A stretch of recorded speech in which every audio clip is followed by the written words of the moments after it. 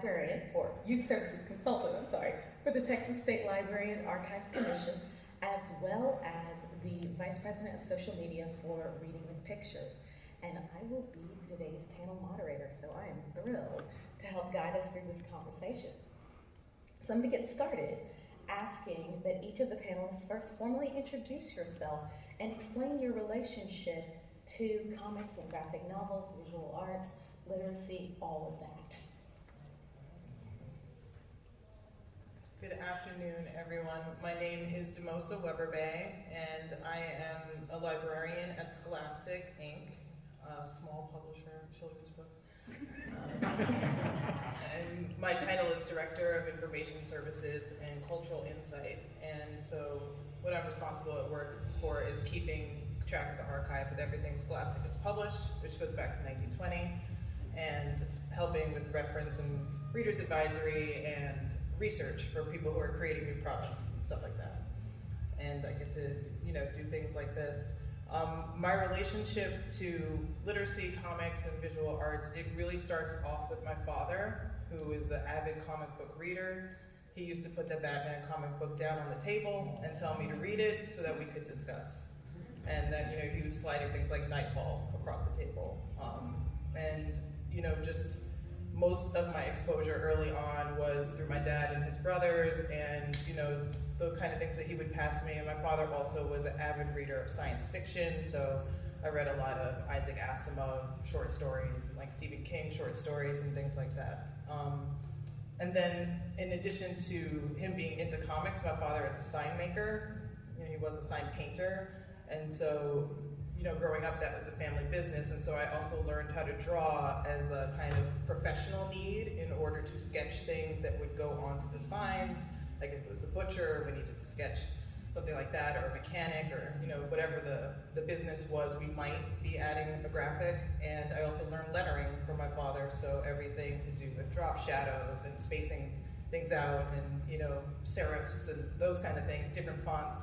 That's what I learned there. And then my grandmother is a quilter, and so those are kind of the things in my life that got me into sequential art and comics and all of graphic novels, all of those different kind of things. And then in the rest of my career, I went on to become a teacher, where comics were a big part of what I did in the classroom. I went on to become a librarian in the public library, where comics were a big part of what I was trying to get in the library and events I was trying to do. And now I work at Scholastic, and I have the opportunity to just see what the graphics team is doing and the comics that they're producing through that imprint and stuff like that. And then I should add that I'm in the Black Caucus of the American Library Association, and within that I also am in the Graphic Novel and Comic Roundtable, which is kind of a comic book club of the American Library Association. So, hello everyone. I'm Ed Muzan. I'm a teacher of art at St. Raymond High School in the Bronx here in New York. It also happens to be the high school that I was a student at that did not have an art program when I was there. So I'm teaching at the school where I did not learn art. Where did I learn art? I learned art pretty much every day. There was no one in my family that drew. I don't know, I just remember drawing when I was 4 years old, and I just never stopped. My parents would just give me pieces of paper. Most of them I still have are the backs of flyers, like we're having a picnic, and I was like, oh, the back of the flyer is blank. So I used to draw on all those, and I still have them. And I taught elementary school for a while. In fact, in the early 90s in the Bronx, they did budget cuts, and there wasn't really a lot of art teachers. So I just went from I was asked to, I had an after-school program, and I was teaching kids in the church basement. And they're like, why don't you go teach in the school? I'm like, why? You teach kids art. I go, I do? They go, you're teaching them right there. I go, oh, okay. So I went to one school, and then I ended up just walking into other schools. I'm like, do you need an art teacher? And they're like, yeah. So I ended up working in 5 different elementary schools. So I had thousands of students under me. And then I was asked to go into the high school. Actually, I went into the high school for English, for the science job. And as I was there, principal comes out, I actually never sat down with the principal. He came out and he said, the art job just opened, it's yours if you want it. And that was 1999, I've been there ever since. I also teach English. I also do the orientation program for the incoming freshmen into high school, as well as a gym teacher. So I'm running around all day. I usually have my sneakers on and a shirt and tie or a t-shirt. Like, this is actually how I dress at work all day. And so you never know if I'm either running around being an actual superhero or drawing superheroes. Also, a part of my comics journey is that I just showed some of my students some of my work. I didn't like comics growing up. I knew of comics. I watched Spider-Man. My brother's nodding next to you, so my brother.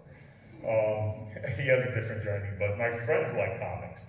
In fact, we had art club. We didn't have class, but we had art club in our school. And I was painting pictures of tigers. I was winning awards for my paintings and everything. And my friends were asking me to draw, Storm from the X-Men. And I was like, who are these people? But I would draw it. And actually, what happened was the moderator actually banned comic books from the school because she didn't want me to draw them. She told me it wasn't art. So I have a very, very weird way that I went into comics, because it was when I was in college that I understood that the medium was very freeing. And I'm like, wait a minute, I can paint tigers in comics. I can do whatever I want. So I became a publisher and now also mentoring. We also have a mentoring program. We mentor students in the Bronx Museum every year, where we take artists from all over the Bronx and New York and try to get the young people to actually make a business out of their art. And now I give it to my brother, who has a different journey. It is so different. He's right. I couldn't put a comic book in front of him if you paid me. My name is Darryl Mozan. I've been teaching now 30, going on 31 years. I started out as a writer teacher in the South Bronx at the school that Wesley Snipes was in middle school, elementary and middle school. So I taught 3rd, 4th, and 5th grade writing. So I was a teacher when I came into the room. Everyone's like, grumble, grumble, I hate this guy, what's he doing? But I didn't realize how important writing was in relation to art until this is my journey with comics. I hated to read because reading kept me sitting still. I was a busy kid, outdoor kid. Out when the sun was up, back in when the sun was down, if I had to sit and read, it was in my way. I figured out a way to survive, and that was to read while nature called. I was in the bathroom. But when I was out and about, and these comics that my friends had, I was like, I was all into them. My brother would overhear me mispronouncing words. Spider-Man has a rendezvous with Mary Jane Watson. He's like, what? It's rendezvous. I was like, no, it isn't. It says rendezvous. I get him over now, and we're reading the comics together. And I didn't know. He wouldn't let me know how much until we got older. I don't know, it was grumble, comic books. I fell in love with them as a kid. I loved seeing Spider-Man at 5:30 on TV, the cheesy artwork that it was, disappear, lose myself into a story. And it translated into my love of Halloween, because I would make my own Halloween costumes and wear them around before, during, after Halloween, so much so that my mom, my brother, and my kids, they just look at me like I'm crazy because I recently made a custom-made bat suit. Took me 6 months to make it. I bought a mannequin from Sports Authority when it closed for $50, and the mannequin was my build. I sent him a picture with one with no head. He goes, what are you doing? And I'm walking out with a mannequin. We brought it to Comic-Con years ago, and there's a bat suit. My mother has her friends coming in, and they're like, what's that for? I said, it's for me. And I work in Yonkers High School now, the International Baccalaureate High School, and I wear my costumes during Spirit Week to preview it for Halloween, because Spirit Week is actually next week, because it's always after Columbus Day. We get the shortest week. So on Character Day, I'm coming in, I ask permission to wear my mask, and I'm wearing Batman. I made a Green Lantern costume. And here's the thing I always try to get from the kids. I'm dressing like Batman. Why don't we be the Justice League? Okay, mister, yeah. Guess what happens on that day? I'm the only one wearing Batman costume. Before that, I'm Green Lantern. Hey, kids, hey. I'm the only one. But I was brave. At 27 years old, I made my own Green Lantern costume. I painted fluorescent green, took a Christmas ball, fluorescent green, had fluorescent contacts, and I went out into the hood of the Bronx by myself. And I'm like, I'm not gonna make it home.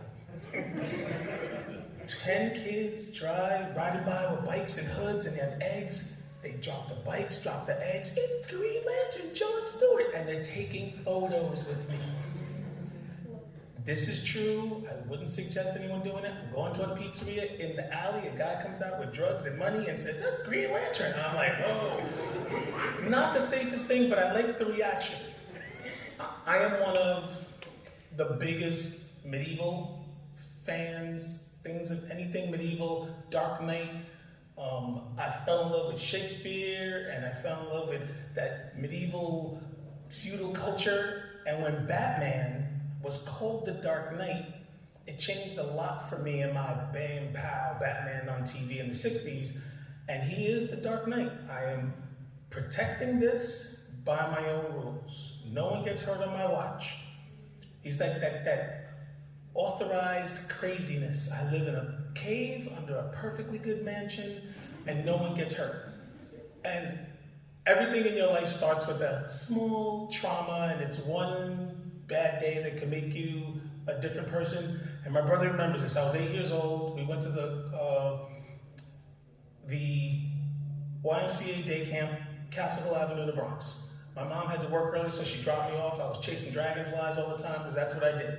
It was me and 2 other kids. And back in the day, I don't know why parks had the most safety equipment in the world. A block of wood wrapped in metal was our swing.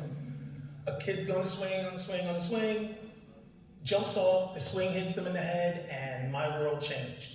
That kid got hurt. I couldn't do anything. And deep down inside, I said, no one else is gonna get hurt. I was 5'7" when I graduated high school. Walked into college at 6'1". Started playing sports and doing whatever, studying martial arts. It changed, and now being a teacher, I also put myself in a position to protect them, not only physically, but intellectually. I showed them that I am a calm, loving person, and it's okay.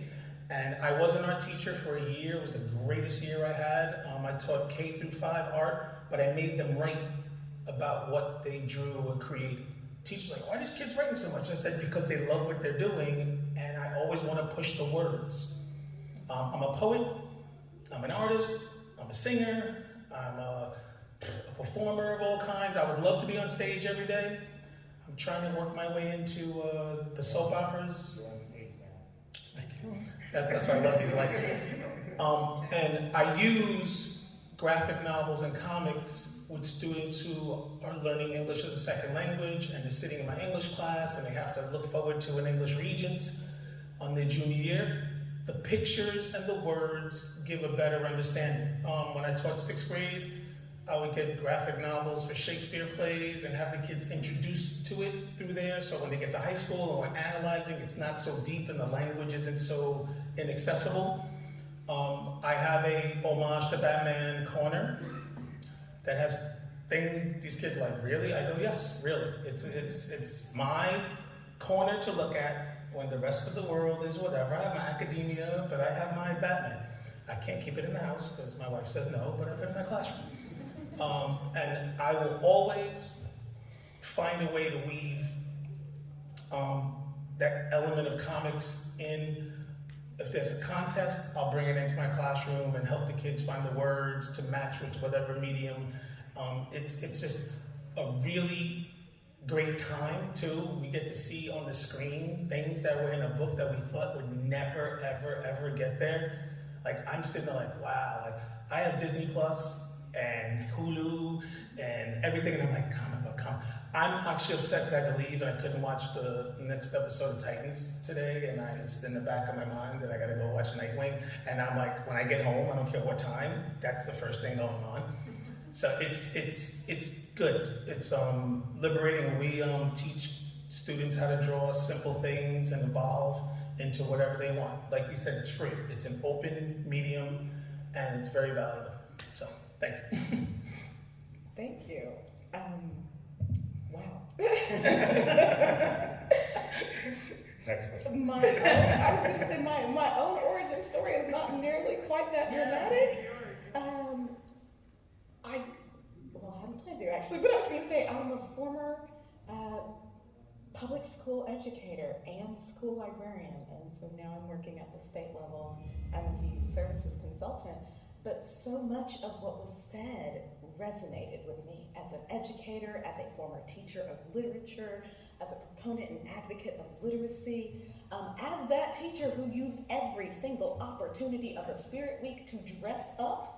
Like, this already existed in my wardrobe. I did not bring it just for this. This was just an excuse to get out of the house. So much of that resonated with me. And along those lines, coming to our second question, although it's been talked about a lot as of late, in your personal experience, why is it important for students, for professionals to see influencers of color, to see Black professionals, educators, authority figures that look like them? So Demoja, I'll start with you. Sure, I'll go first.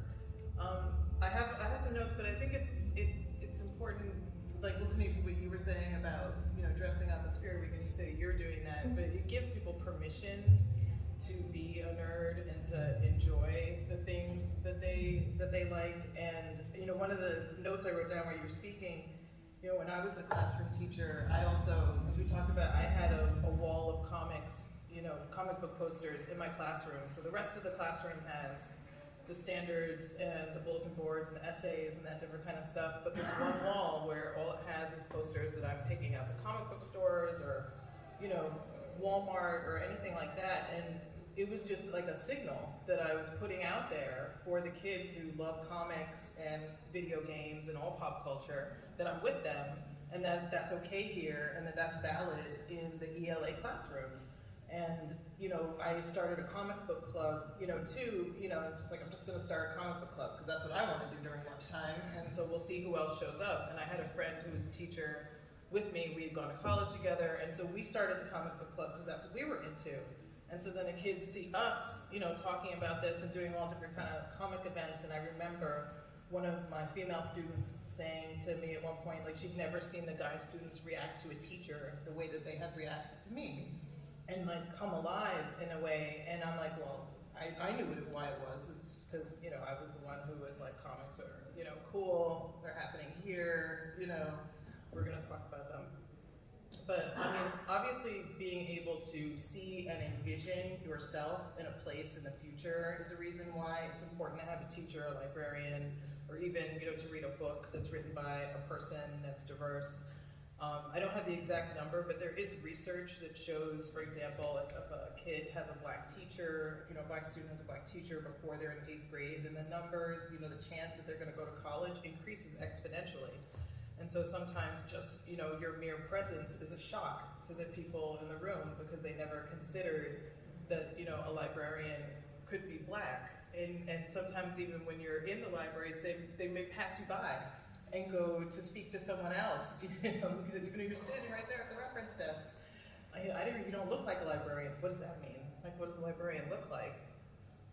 And one of the things that I'll do is when I'm at the American Library Association conference, is whenever we have a critical mass of us Black librarians that are in the same elevator, we'll take a photo and then we post it onto Instagram or Twitter or something, and we say, this is what librarians look like, just so that, like whatever the stereotype is, regardless of race, but if the stereotype is like, glasses and sensible shoes, we're all over the place, with our styles and things like that.